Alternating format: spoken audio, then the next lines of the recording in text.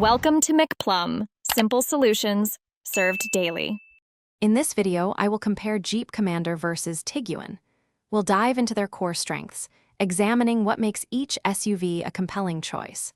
You'll learn about their performance capabilities, interior features, and overall value proposition.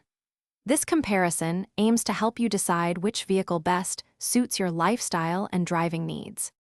When it comes to power, the Jeep Commander boasts a range of V6 and V8 engines, with some models delivering up to 360 horsepower. It's built for rugged terrain, offering advanced four-wheel drive systems like Quadra-Drive 2.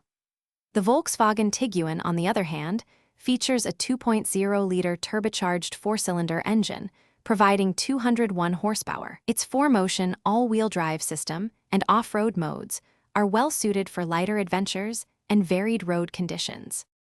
Inside, the Jeep Commander typically offers 3 rows of seating, accommodating up to 7 passengers, with available leather upholstery and a panoramic sunroof for an open feel. The Volkswagen Tiguan focuses on a refined experience for 5 passengers, featuring modern amenities. It boasts large infotainment touchscreens, a digital cockpit, and even offers available massaging front seats for enhanced comfort on longer journeys. Both provide ample space, but with different priorities.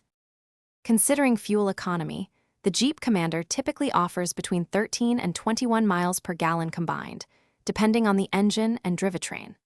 The Volkswagen Tiguan is more fuel efficient, achieving up to 26 miles per gallon in the city and 34 on the highway. Ultimately, your decision hinges on whether you prioritize the Commander's rugged, powerful capability or the Tiguan's modern efficiency and refined driving experience. Don't forget to check the description for a link to great leak-proof meal prep containers and other deals.